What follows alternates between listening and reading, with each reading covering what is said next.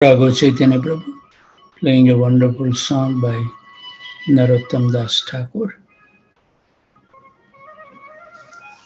So we'll be reading from the second volume of Krishna book, chapter 25, the meeting of Lord Krishna with Sudama Brahman. So I'll read one little paragraph to bring up to the speed, and then we will continue. Modern society does not aim at fulfilling the mission of human life. What a sentence. The mission of the human life is to go back home, back to Godhead. To fulfill this mission, the system of Varna and Ashram must be followed. When the system is followed rigidly and consciously, it fulfills this mission of life. When it is followed indirectly, without guidance of superior order, then it simply creates a disturbing condition in human society, and there is no peace and prosperity.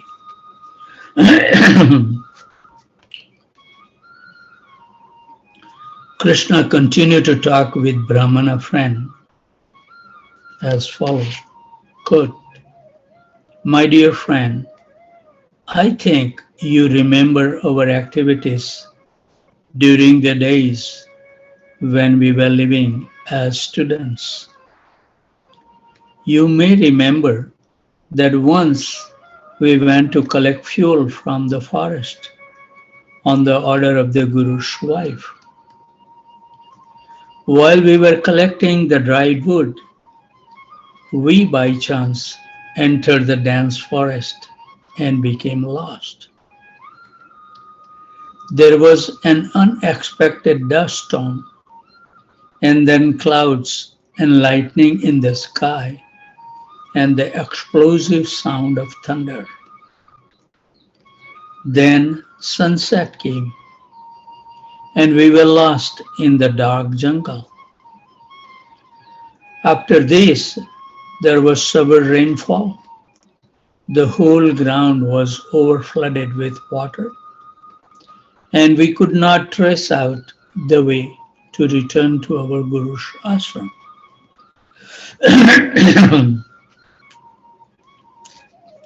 You may remember that heavy rainfall. It was not actually rainfall, but a sort of devastation. On account of the dust storm and the heavy rain, we began to feel greatly pained. And in whichever direction we turned, we were bewildered. In the distressed conditions, we took each other's hand and tried to find our way out. We passed the whole night in that way. And early in the morning, when our absence became known to our Gurudev, he sent his other disciple to search us out. He also came with them. And when they reached us in the jungle, they found us to be very distressed. Quote, with great compassion, our Gurudev said, quote, my dear boys, it is very wonderful that you have suffered so much trouble for me. Everyone likes to take care of his body as the first consideration. But you are so good and faithful to your Guru that without caring for your bodily comforts, you have taken so much trouble for me. I'm also glad to see that bona fide students like you will undergo any kind of trouble for the satisfaction of the spiritual master.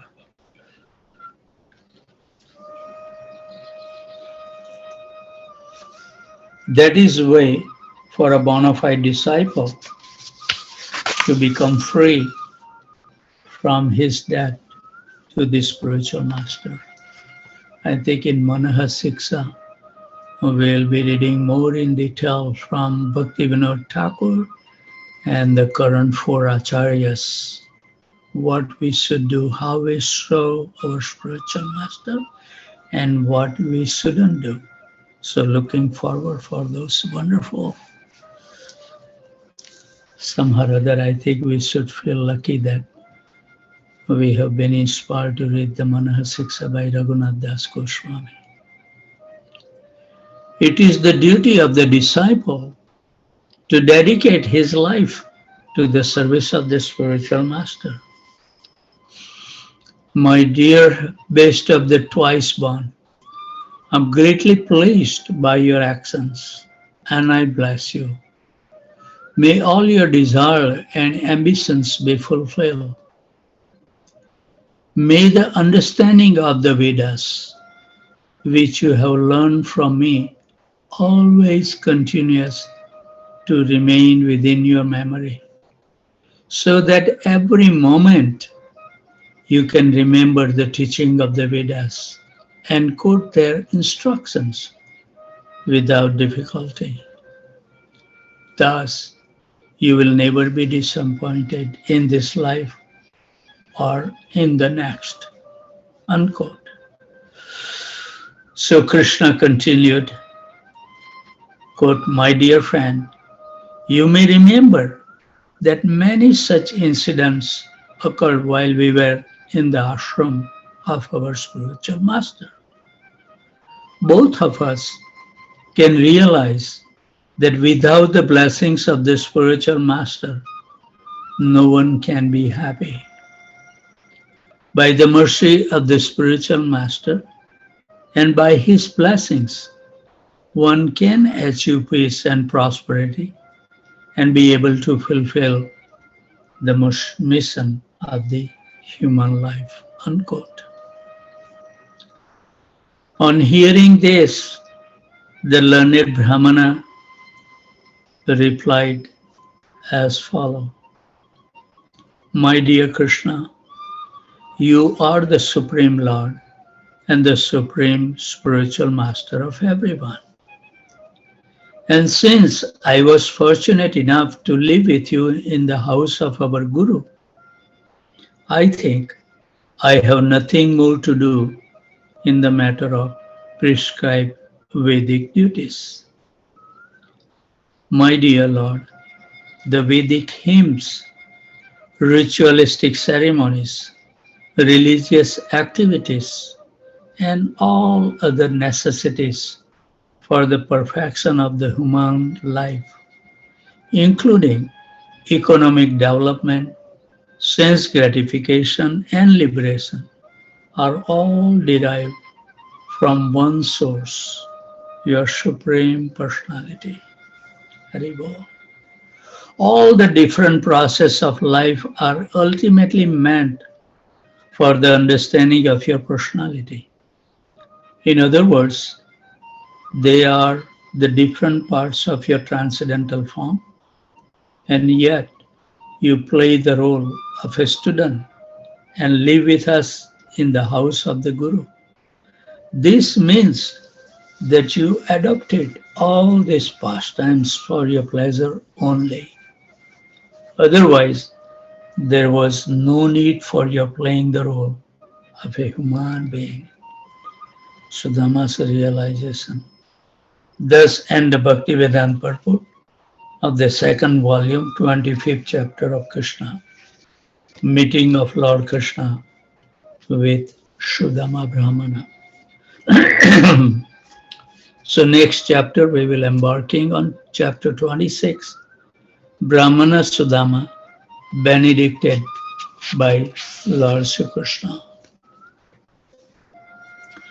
Lord Krishna, the Supreme Personality of Godhead, the super soul of all living entities, knows very well everyone's heart.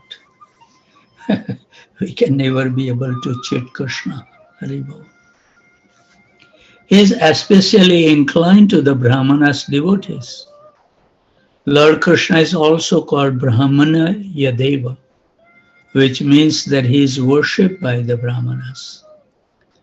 Therefore, it is understood that a devotee who is fully surrendered unto the Supreme Personality Godhead has already acquired the position of a Brahmana. Without becoming a Brahman, one cannot approach the Supreme Brahman, Lord Sri Krishna. Krishna is especially concerned with vanquishing the distress of his devotees, and he is the only shelter of pure devotees. We have seen in our disciplic succession the great personality. They have exhibited this wonderful quality. Only one shelter, Krishna, nothing else. Haribol. Lord Krishna was engaged for a long time in talking with Sudama Vipra about their past association. Then, just to enjoy the company of an old friend, Lord Krishna began to smile and ask, quote, "My dear friend, what have you brought for me? Has your wife given you some nice eatable for me?" While he was addressing his friend, Lord Krishna was looking upon him and smiling with great love. Krishna continued, quote, "My dear friend, you must have brought some presentations for me from your home," unquote. So Lord Krishna knew that Sudama was hesitating to present him the paltry cheap rice, which was actually unfit for his eating. And understanding the mind of Sudama Vipra, the Lord said to him as follows, quote, "My dear friend, certainly I am not in need of anything. But if my devotee gives me something as an offering of love, even though it may be very insignificant, I accept it with great pleasure. On the other hand, if a person is not a devotee, even though he may offer me very valuable things, I do not like to accept them. I actually accept only things which are offered to me in devotion and love. Otherwise, however valuable the things may be, I do not accept it. If my pure devotees offer me even the most insignificant things, a little flower, a little piece of leaf, a little water, but saturate the offering in devotional love, then not only gladly I accept such an offering, but I eat it with great pleasure." So Lord Krishna assured Sudama Vipra that he would be very glad to accept the cheap rice which he has bought from home. Yet out of great shyness, Sudama Vipra hesitated to present to the Lord. He was thinking in his mind, quote, "How can I offer such insignificant things to Krishna?" unquote. And he simply bowed his head. So Lord Krishna, the Super Soul, knows everything in everyone's heart. He knows everyone's determination and everyone's want. He knew, therefore, the reason for Sudama Vipra's coming to him. He knew that, driven by extreme poverty, he had come there at the request of his wife.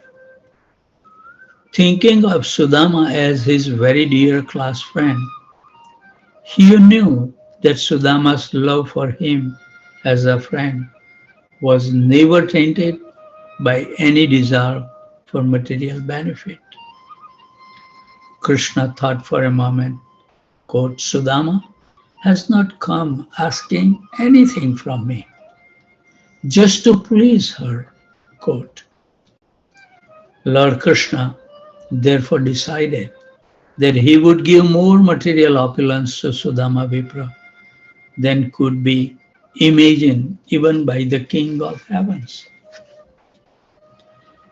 So he then snatched the bundle of cheap rice which was hanging on the shoulder of the poor Brahmana, packed it in one corner of his wrapper, and said, What is this, my dear friend?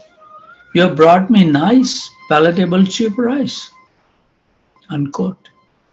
He encouraged Sudama Vipra, saying, quote, I consider that this quantity of cheap rice will not only satisfy me, but will satisfy the whole creation.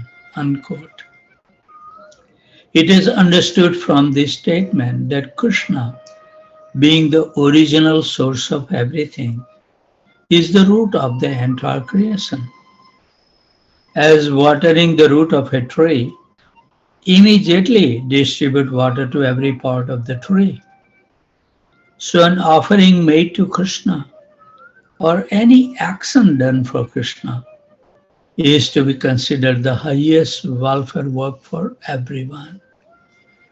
Because the benefit of such an offering is distributed throughout the creation. Love for Krishna becomes distributed to all living entities. While Lord Krishna was speaking to Sudama Vipra, he ate one morsel of cheap rice from his bundle. And when he attempted to eat a second morsel, Rukmini Devi, who is the goddess of fortune herself, checked the Lord by catching hold of his hand. After touching the hand of Krishna, Rukmini said as follows, quote, My dear Lord, this one morsel of cheap rice is sufficient to cause him who offered it to become very opulent in this life and to continue his opulence in the next life. My Lord, you are so kind to your devotees that even this one morsel of cheap rice pleases you very greatly, and your pleasure assure the devotee opulence both in this and in the next. Unquote.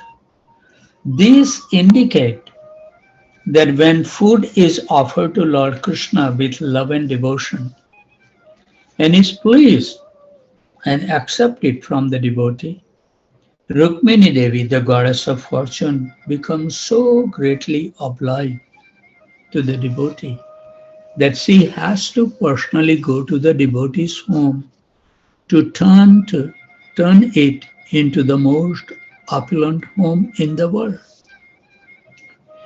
If one feeds Narayan sumptuously, the goddess of fortune Lakshmi automatically becomes a guest in one's house, which means that one's home becomes opulent.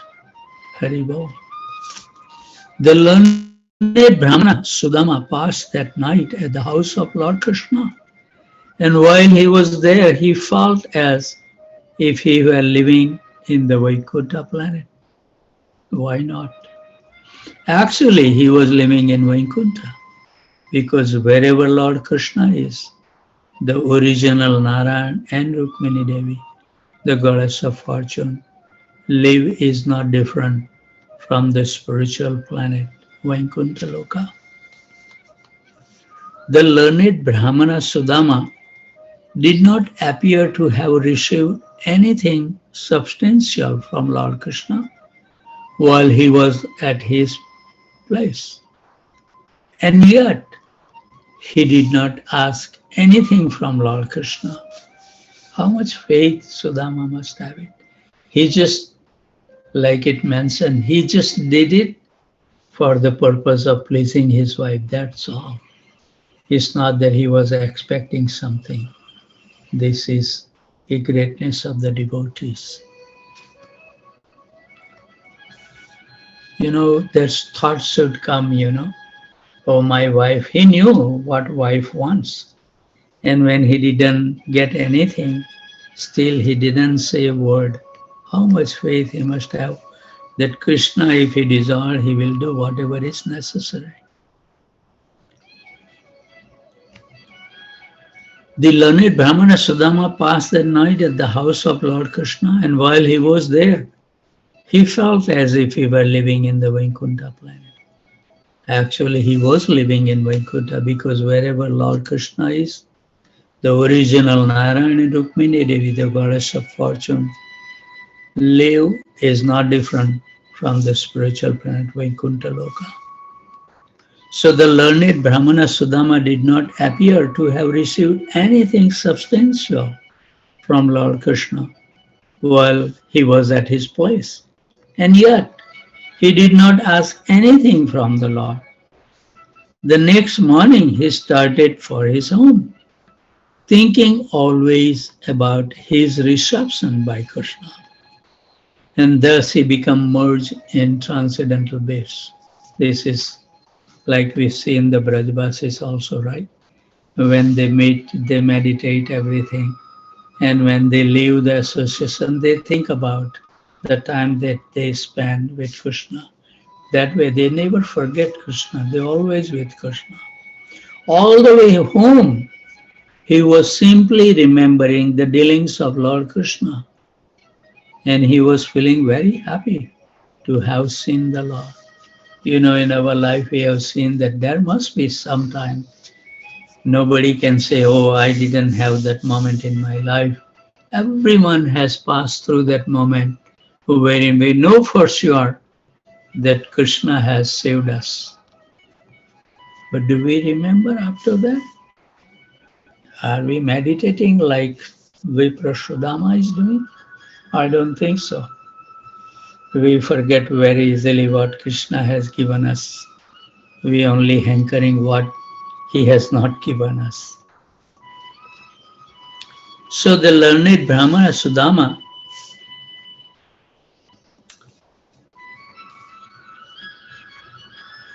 was all the way just simply remembering the dealing of Krishna, and he was feeling very happy just by seeing the Lord. So the Brahmana began to think as follows. This is beautiful, right? They're revealing their mind and heart, what they do. Quote, it is most pleasurable to see Lord Krishna, who is most devoted to the Brahmanas. How great a lover he is of the Brahminical culture. How nicely he carried the feeling in his heart. He is Supreme Brahman himself, yet he reciprocates with the Brahmanas. He also respects the Brahmanas so much that he embraced to his chest a poor Brahmana like me, although he never embraced anyone to his chest except the goddess of fortune. How can there be any comparison between me, a poor, sinful Brahmana, and the Supreme Lord Sri Krishna, who is the only solver of the goddess of fortune?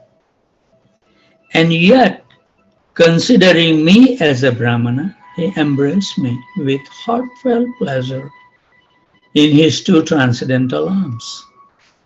Lord Krishna was so kind to me that he allowed me to sit down on the same bedstead where the goddess of fortune lies down. They remember all these details. Haribol. He considered me to be his real brother.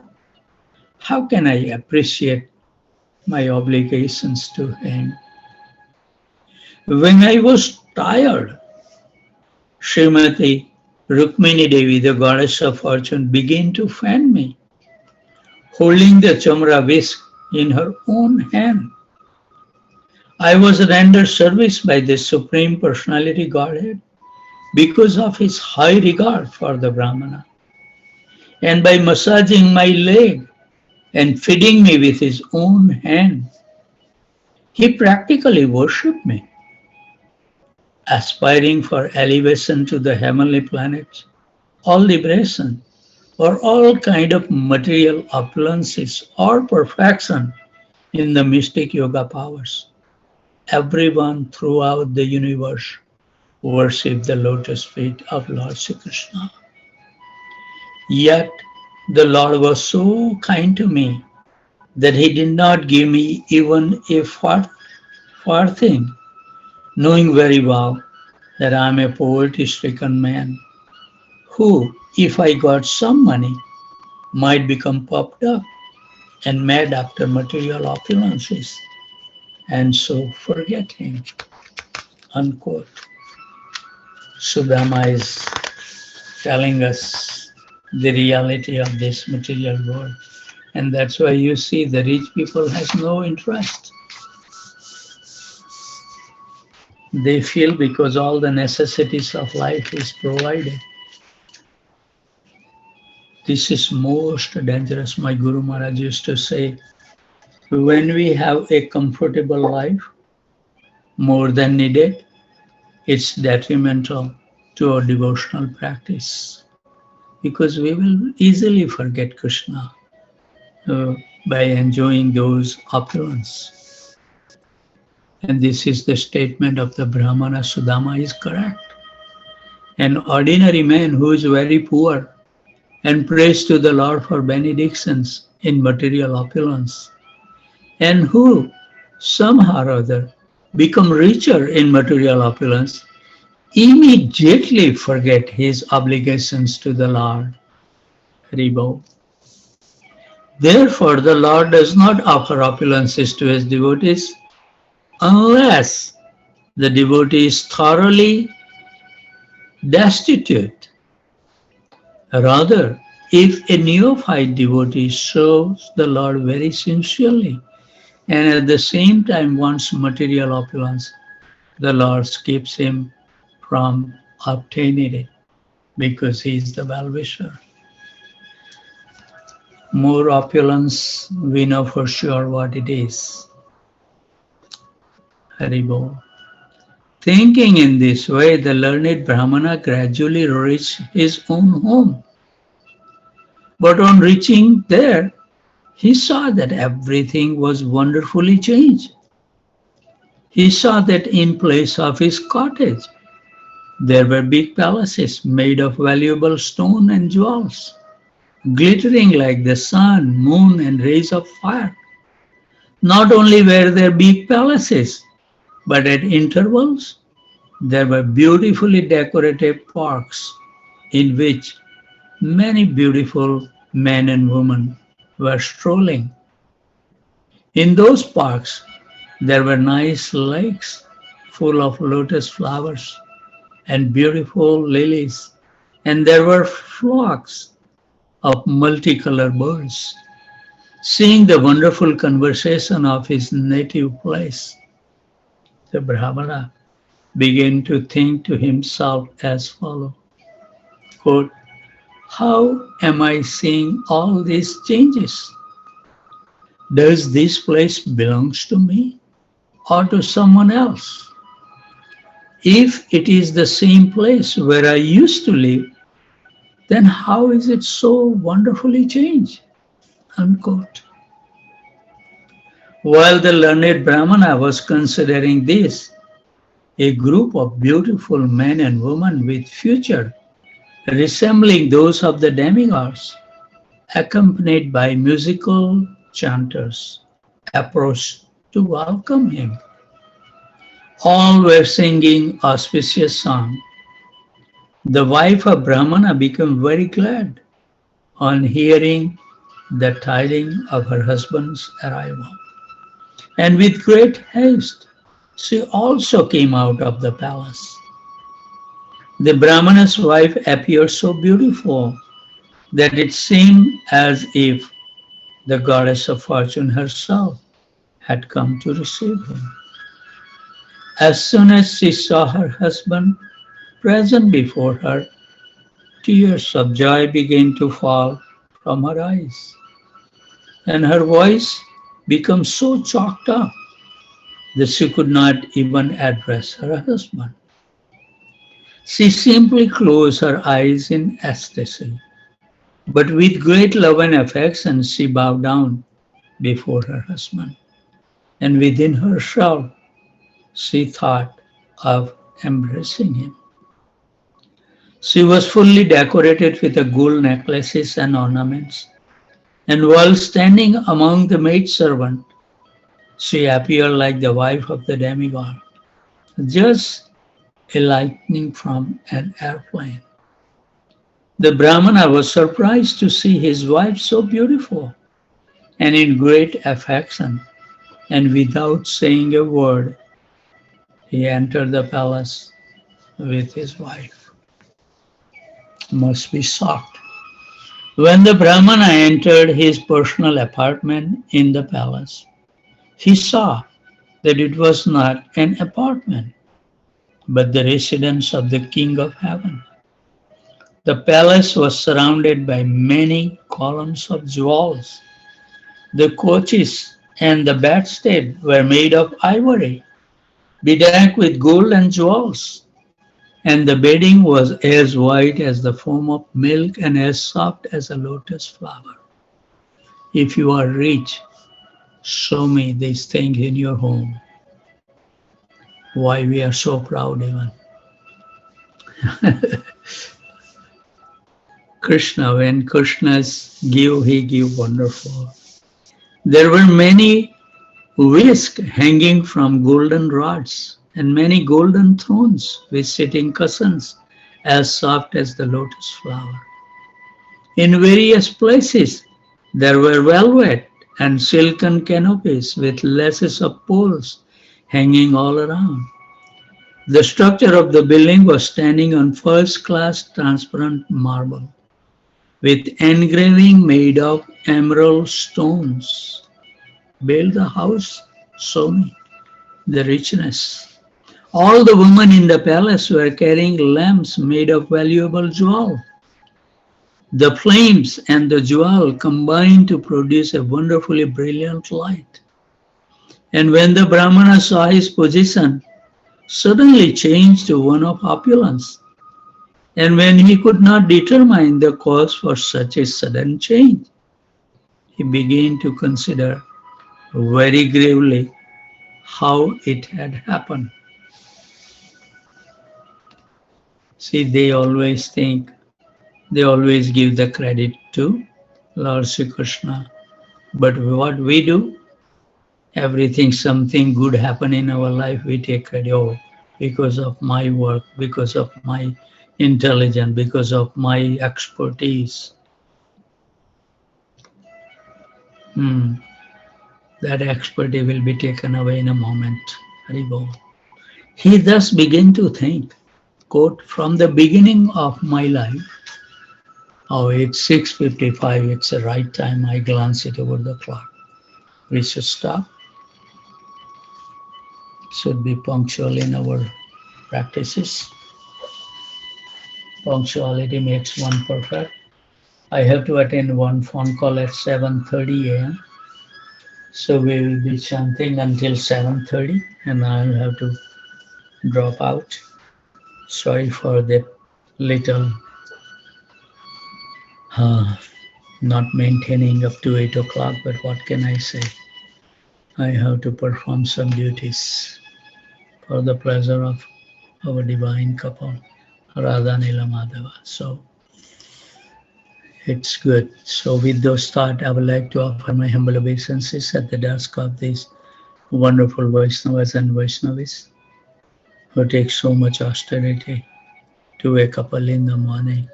And you know, my request to all these 6-7 devotees that they are always there at 2 o'clock. Please be mindful to take rest early. We need some good sleep. Don't stay late and then join at 2 o'clock, because once in a while is good to perform the austerity, but on a daily basis it's not good for our health. So please be mindful. There are wonderful devotees always join. Sneha Mataji there, Ishwar Krishna Prabhu there, Abhaycharan Prabhu, Shukruti Mataji, Silpi Mataji, Neeraj Srivastav, and then Nishant Prabhu always join, Ranga Mataji, Sarvatarak Prabhu, so many great Girivardhari Prabhu. So my humble request to them, please take a rest early to maintain our devotion nicely. So with those thoughts, I would like to offer my humble obeisances at the dusk of all these wonderful Vaishnavas and Vaishnavas, who is so kind to join every morning and make our journey successful. As Prabhupada says, one stick can be broken very easily, but if we have 50 sticks, nobody can break us. So with those thoughts, I would like to offer my humble obeisances to the devotees who joined from Houston, from Fresno, New Hampshire, Aurora, Illinois, New York, New Jersey, Virginia, Boston, Boise, Atlanta. Oh, Rajeshwari Priya Mataji joined today very early. That was a surprise. She used to join very early, and then her mother's situation is there also. But she was able to join today. Krishna must be pleased with her. Boston, Boise, Atlanta, Phoenix, Tempe, Austin, College Station, San Jose, Portland, Dallas, Detroit, Chicago, Naperville, Philadelphia, Charlotte, Baltimore, Baton Rouge, Alachua, Orlando, Sanford, Jacksonville, St. Louis, Loganville, Georgia. Now my friend from Alaska moved to Naperville, Kapil. So he's joining from Naperville now. Maine, Ottawa, Toronto, Calcutta, New Delhi, Pondicherry, and Pickering. Vanchakalpatarubhasya kripa shaddabhayavacha patitanam pavanebhyo Vaishnavebhyo namo namaha. So we will be chanting until 7:30.